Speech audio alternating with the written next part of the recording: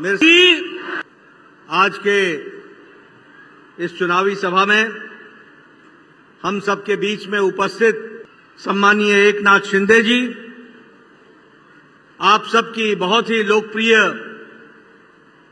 प्रत्याशी बहन मंदा श्वेत तनवाड़े जी, साथी प्रसाद लाड जी, किशोर पाटकर जी, जिला के अध्यक्ष शिवसेना के हमारे श्री नामदेव भगत जी, एनसीपी के जिला के अध्यक्ष श्री सीवी रेड्डी जी, राजेश पाटिल जी, महेश खरे जी, हमारे आरपीआई के जिला अध्यक्ष, महायुति के सभी वरिष्ठ मंचासीन नेतागण और यहां इतनी बड़ी संख्या में आए हुए देवियों और सज्जनों, मीडिया के मेरे साथी, प्रिंट मीडिया और इलेक्ट्रॉनिक मीडिया के मेरे साथी, ये मेरा सौभाग्य है कि आज मुझे चुनाव के सिलसिले में हमारी आदरणीय बहन मंदा ताई जी के लिए चुनाव के प्रचार में यहां आने का सौभाग्य मिला है और आप सबके दर्शन करने का भी सौभाग्य मिला है। और जो मैं मंदा ताई जी के बारे में जब हमारे एकनाथ शिंदे जी चर्चा कर रहे थे तो जो मैंने तालियों की गड़गड़ाहट की आवाज सुनी, उसने मुझे यह आश्वस्त कर दिया है कि आप तीसरी बार लगातार मंदा ताई जी को भेजने के लिए विधानसभा में तैयार हैं। मित्रों, अगर मैं बात करूं चुनाव की दृष्टि से, तो जहां महाराष्ट्र में विदर्भ, मराठवाड़ा, हमारा पश्चिम महाराष्ट्र, उत्तर महाराष्ट्र या कोंकण, सब जगह एक ही आवाज मुझे सुनने को मिल रही है कि इस बार महायुति, महायुति, महायुति, हर जगह। और मैं ये भी कह सकता हूं कि महायुति है तो महाराष्ट्र को गतिशील सरकार के माध्यम से आगे बढ़ाने का माध्यम है। अगर महायुति है तो प्रगति है, अगर महायुति है तो उन्नति है, अगर महायुति है तो महाराष्ट्र की खुशहाली और विकास है। इस बात को हमको समझना चाहिए और इसीलिए मैं आपसे निवेदन करने आया हूं कि विषय सरकारों के आने जाने का नहीं है, विषय सिर्फ मंदा ताई जी को विधायक बनाने का नहीं है, विषय है महाराष्ट्र के भविष्य को आगे बढ़ाने का है। इस बात को हमको ध्यान में रखना है। और जब मैं ये कहता हूं तो मैं आपके सामने बड़े विश्वास के साथ, गौरव के साथ ये कह सकता हूं कि महायुति और एनडीए ने मोदी जी के नेतृत्व में एक नई संस्कृति, एक नई राजनीति की परिभाषा, एक नए काम करने का तरीका, इसको प्रधानमंत्री मोदी जी के नेतृत्व में हम सब लोगों ने देखा है। आज आप शिंदे जी को सुन रहे थे, एक प्रदेश के मुख्यमंत्री के रूप में उन्होंने उद्धव और अगाड़ी को चैलेंज करके कहा, 2 साल तुम अपने बताओ, 2 साल हम अपने बताएंगे। ये हमने नई संस्कृति देखी। ये बताता है कि अब एनडीए, महायुति एक नए कल्चर के साथ, एक नए परिभाषा के साथ मोदी जी के नेतृत्व में आज देश की, समाज की, महाराष्ट्र की सेवा कर रहा है। हम आज रिपोर्ट कार्ड की राजनीति कर रहे हैं। आज हमारी सरकार pro responsive, pro responsible, accountable, जो कहा था वो किया है, जो नहीं कहा था वो भी करके दिया है। आज इस बात की राजनीति हम कर रहे हैं। और मैं देख रहा था आज मंदा ताई जी ने एक एडवर्टाइजमेंट निकाला है जिसमें इन्होंने बताया है कि उन्होंने इलाके के विकास के लिए क्या क्या किया है, उसको जनता के सामने रखने का प्रयास किया है। आपने कभी कांग्रेस के जमाने में सुना कि कभी उन्होंने रिपोर्ट कार्ड रखी? आपने कभी सुना कि शरद पवार जी ने कभी कोई रिपोर्ट कार्ड रखा? इन लोगों ने बांटो, फूट डालो और राज करो, अपना ही मैनिफेस्टो लेकर के 5 साल बाद फिर से आ जाते थे, लेकिन कभी भी इन्होंने काम करने के बारे में चर्चा नहीं की। लेकिन महायुति, एनडीए, मोदी जी के नेतृत्व में विकास के साथ अपने आप को आगे बढ़ा रहा है। और इसीलिए न जात पर, न पात पर, न जातिवाद, न भ्रष्टाचार, सिर्फ एक बात, विकासवाद, विकासवाद, विकासवाद, इस बात को लेकर के हम आगे चले। और मित्रों, मैं यहां यह भी कहना चाहता हूं कि आज मोदी जी के नेतृत्व में देश आगे बढ़ रहा है। और मोदी जी के नेतृत्व में जब देश आगे बढ़ रहा है तो महाराष्ट्र को आगे बढ़ना होगा, अपने हिस्से को, अपनी जिम्मेवारी को निभाना पड़ेगा। आज प्रधानमंत्री मोदी जी ने जब अमेरिका की अर्थनीति डगमगा गई, जब ऑस्ट्रेलिया की अर्थनीति डगमगा गई, जब यूरोप की अर्थनीति डगमगा गई, जब चीन मुसीबत में है, जब जापान मुसीबत में है, तो अर्थनीति के मामले में अगर दुनिया को कोई आशा की किरण दिख रही है तो वो मोदी जी के नेतृत्व में भारत में दिख रही है। इस बात को हमको समझना चाहिए। और इसीलिए आज हम ये गौरव के साथ कह सकते हैं कि पिछले 10 साल में मोदी जी ने भारत की अर्थव्यवस्था को, जो 10 साल पहले 11वें नंबर पर खड़ी थी, आज मोदी जी के नेतृत्व में ब्रिटेन को, ब्रिटानिया को, जिसने हमको 200 साल राज किया, उसको पछाड़ कर आज 5वें नंबर की अर्थव्यवस्था बन गई है। और मित्रों, आपको जानकर खुशी होगी, और इसीलिए महाराष्ट्र का बहुत बड़ा योगदान होने वाला है। अगर हम 5 ट्रिलियन इकोनॉमी की बात कर रहे हैं तो उसमें महाराष्ट्र की 1 ट्रिलियन की इकोनॉमी होनी होगी। इसको हमको ध्यान में रखना है। और हम आपको विश्वास दिलाते हैं, आप महायुति की सरकार महाराष्ट्र में लाइए, फिर से गति पकड़िए, आगे बढ़िए। मैं आपको विश्वास दिलाता हूं कि मोदी जी के तीसरे कार्यकाल में भारत तीसरे नंबर की अर्थव्यवस्था बन जाएगी। लेकिन उसके लिए महाराष्ट्र को अपने हक को अदा करना पड़ेगा, महाराष्ट्र को अपनी जिम्मेवारी निभानी पड़ेगी। हमने कहा है कि महाराष्ट्र की इकोनॉमी 1 ट्रिलियन की इकोनॉमी होगी, और 1 ट्रिलियन की इकोनॉमी तब होगी जब महायुति की सरकार होगी। इस बात को हमको याद रखना होगा। आज हम इस्पात में 4थे नंबर से 2रे नंबर के एक्सपोर्टर बन गए। आज हम दवाई में, जिसमें महाराष्ट्र का बहुत बड़ा योगदान है, आज 138% हमारा एक्सपोर्ट बढ़ गया है। दुनिया की हम फार्मेसी बन गए हैं, और सबसे सस्ती और सबसे असरदार दवा आज भारत बना रहा है, और दुनिया में 138% उसका एक्सपोर्ट बढ़ गया है। आज हम टॉय इंडस्ट्री में 3रे नंबर पर खड़े हैं। मुझे कहना नहीं चाहिए, लेकिन सच्चाई यह है कि 10 साल पहले हमारे गणेश जी और लक्ष्मी जी भी दीपावली के उत्सव पर चाइना से आते थे, और उनको हम यहां पूछते थे। आज भारत 3रे नंबर का टॉय इंडस्ट्री बन गया है। ऑटोमोबाइल में हमने जापान को पछाड़ दिया है। हम 3रे नंबर की इंडस्ट्री एक्सपोर्टर बन गए, 3रे नंबर के मार्केट, यानी जापान के टोयोटा, डैटसन वाली देश को भी हम पछाड़ करके आज 3रे नंबर का ऑटोमोबाइल मार्केट बन गए। और 10 साल पहले मित्रों, आपके हाथ में जो मोबाइल होता था उस पर लिखा होता था made in China, made in Indonesia, made in Taiwan, made in Japan. आज आपके मोबाइल पर लिखा है मेड इन इंडिया। ये बदलता भारत है, और ये मोदी जी के नेतृत्व में हो रहा है। और उसको गति देनी है तो महाराष्ट्र में महायुति आनी है। इस बात को आपको ध्यान में रखना होगा।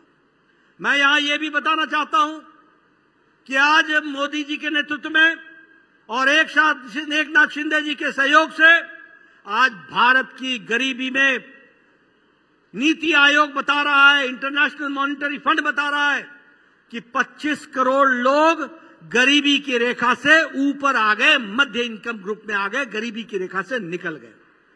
क्या संख्या है? 25 करोड़। और ये कैसे हुआ है? ये इसलिए हुआ है कि मोदी जी ने प्रधानमंत्री गरीब कल्याण अन्न योजना में 140 करोड़ के देश में 80 करोड़ की जनता को 5 किलो गेहूं या 5 किलो चावल, 1 किलो दाल देने का निर्णय किया। और अगर मैं महाराष्ट्र की बात करूं तो 6 करोड़ 53 लाख लोग, महाराष्ट्र की आबादी है 13 करोड़, और उसमें से 6 करोड़ 53 लाख लोगों को प्रधानमंत्री मोदी जी का गरीब कल्याण अन्न योजना 5 किलो गेहूं या 5 किलो चावल पहुंचा रहा है। और इसलिए अब कोई भूखा नहीं है।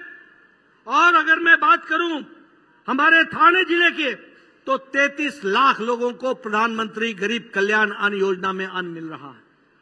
मैं यहां यह भी बताना चाहूंगा कि प्रधानमंत्री आवास योजना में 4 करोड़ घर बने, और मोदी जी ने तय किया है कि 3 करोड़ और घर बनेंगे। और आपको जानकर खुशी होगी कि 28 लाख मकान महाराष्ट्र में बने हैं और 3 करोड़ घर और देश में बनेंगे। यानी महाराष्ट्र में भी अब कोई कच्चे छत के नीचे नहीं सोएगा, सबको पक्का छत दिलाया जाएगा, उसकी व्यवस्था की जाएगी। लेकिन यह तब संभव है जब 20 तारीख को आप सब लोग और महाराष्ट्र की जनता अपने हक को अदा करेगी। यह तब संभव है जब महायुति की सरकार तीव्र गति से आगे बढ़ेगी। और इसलिए आपसे मैं सहयोग मांगने आया हूं। मित्रों, मैं यहां एक और खुशी आपसे मैं जाहिर करना चाहता हूं, और मुझे बताया गया है कि उसमें महाराष्ट्र सरकार अपना योगदान भी कर रही है। आयुष्मान भारत 55 करोड़ लोगों को हम 5 लाख रुपए हर साल गंभीर बीमारी से लड़ने के लिए दे रहे हैं, और आपने उसमें 5 लाख जोड़ा है। और इसके लिए मैं महाराष्ट्र की महायुति सरकार को बधाई देता हूं, जिन्होंने गरीब लोगों को गंभीर बीमारी से लड़ने के लिए 10 लाख रुपए की व्यवस्था करने की बात कही। और आपको जानकर खुशी होगी, 29 अक्टूबर को प्रधानमंत्री जी ने निर्णय ले लिया कि इस देश में यहां बैठे लोगों में भी जिसकी उम्र 70 साल से ऊपर की होगी, कोई भी बहन, कोई भी बुजुर्ग, कोई भी किसी भी धर्म का, किसी भी जाति का, किसी भी मजहब का और किसी भी आमदनी का, गरीब या अमीर, सबको जिंदगी यानी जीवन के अंतिम सांस तक हर साल गंभीर बीमारी से लड़ने के लिए आयुष्मान भारत में 5 लाख रुपए का हेल्थ कवर दिया जाएगा।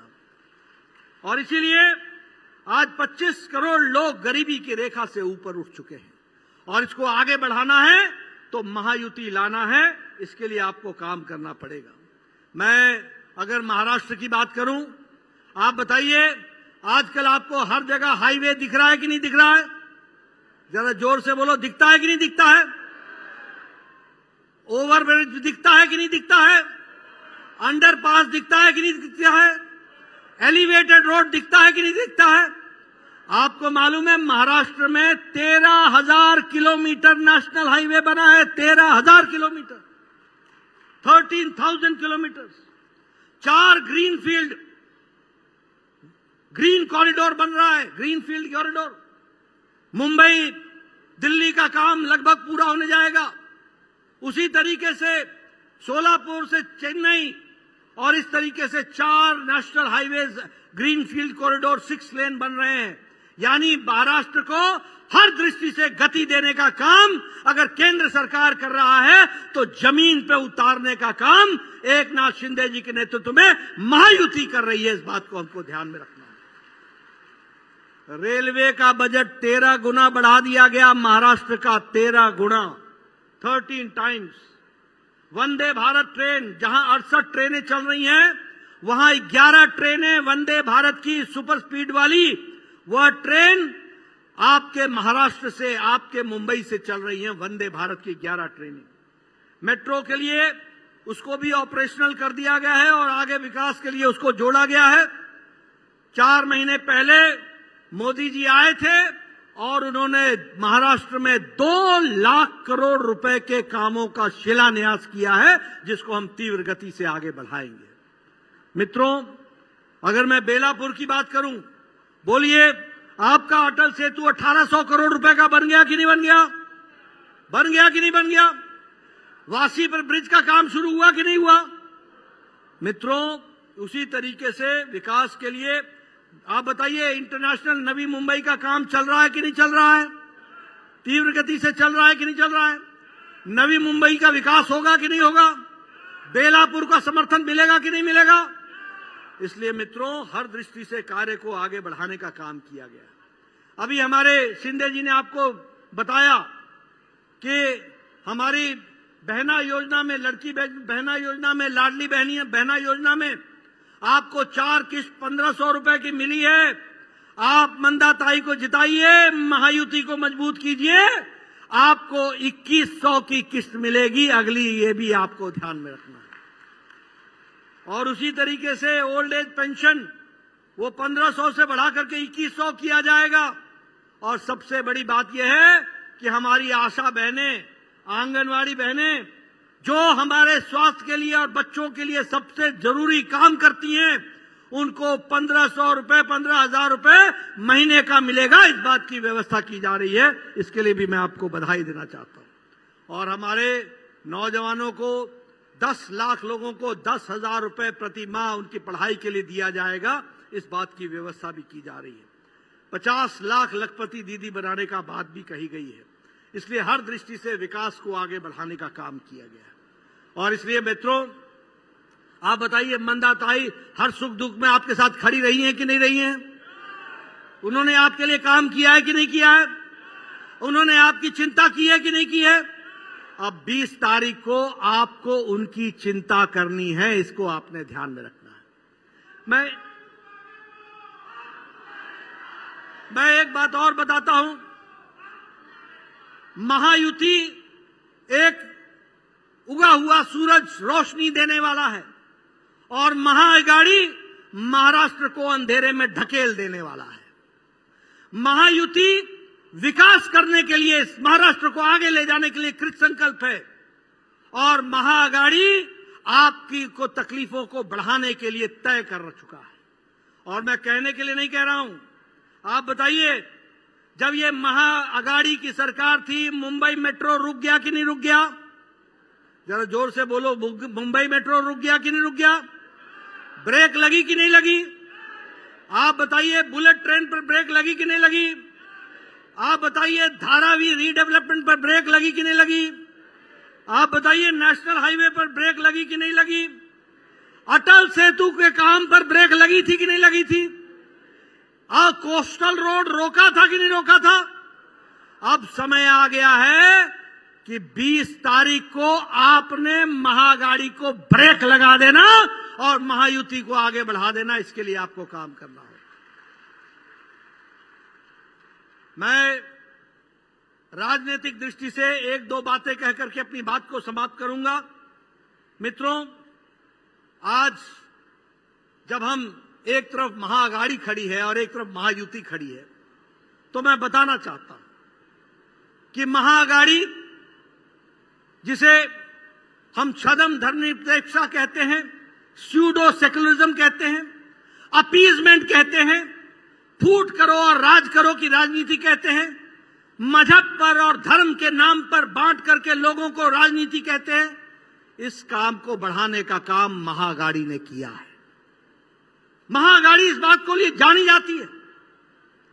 आज राहुल गांधी संविधान की पुस्तक लेकर के फिरते हैं, संविधान की पुस्तक। अंदर पढ़ा नहीं है उन्होंने, अंदर उन्होंने देखा नहीं है कि लिखा क्या है संविधान में। जिस बाबा साहब अंबेडकर ने, संविधान के रचयिता ने, उस संविधान में लिख करके दिया है कि धर्म के नाम पर आरक्षण नहीं होगा।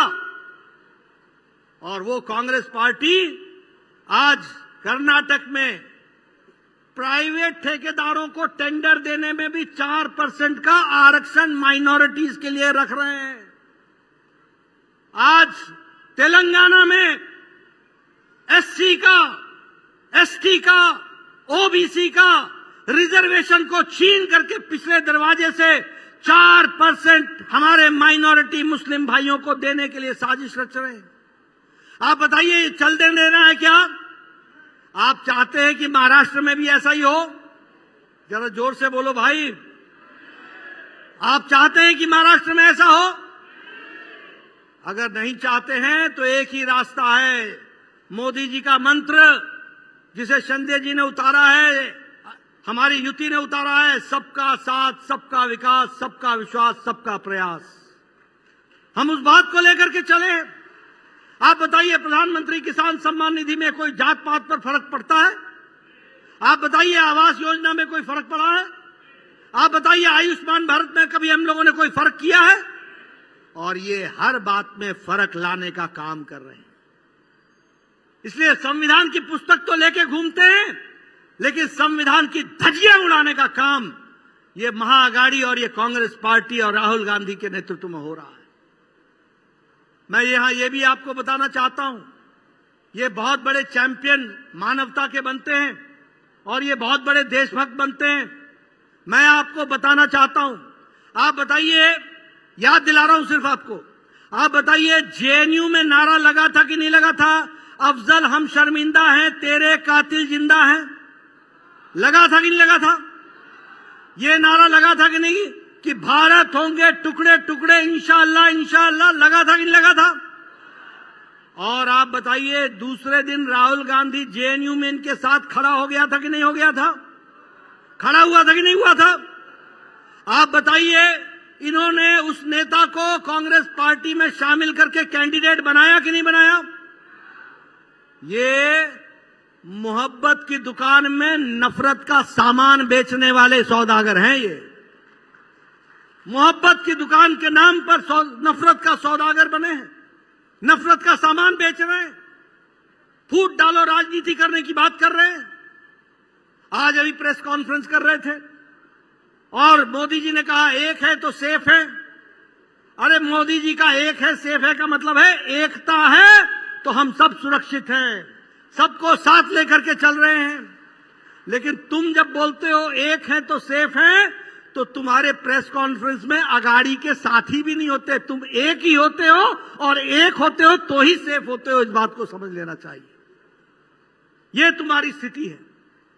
और अगर मैं बात करूं विकास के दृष्टि से, उद्धव जी की बात करूं, मैं कहना चाहता हूं कि उद्धव जी, कभी आप याद करो, मन दिल पर हाथ रख करके याद करो, क्या बाला साहब ठाकरे हमारे वरिष्ठ नेता है, हिंदुत्व के लिए आगे बढ़ने वाले लोगों ने, उन्होंने ये कहा था कि नहीं कहा था कि मैं कांग्रेस के साथ समझौता नहीं करूंगा, मैं अपनी पार्टी बंद कर दूंगा लेकिन समझौता नहीं करूंगा? कहा था कि नहीं कहा था?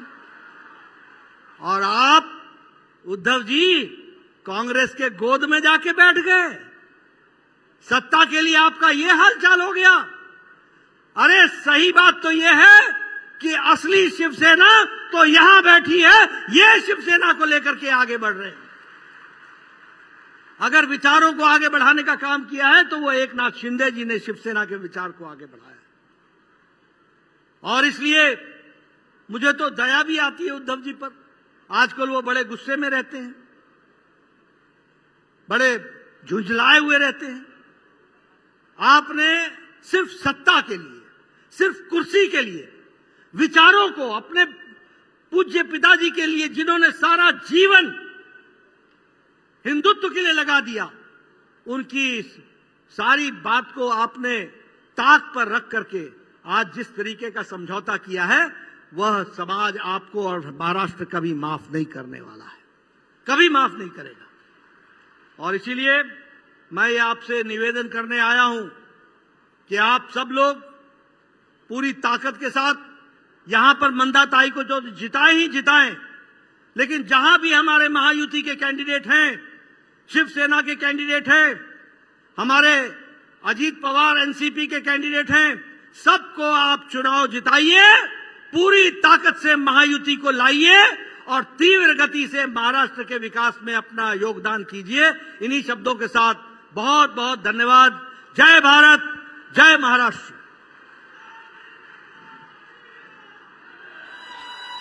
भाजप महायुति आहे तर गती आहे।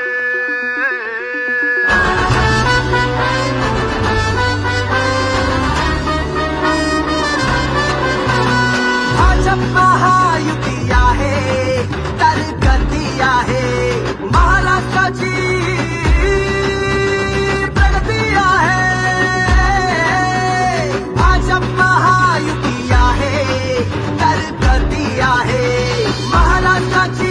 गली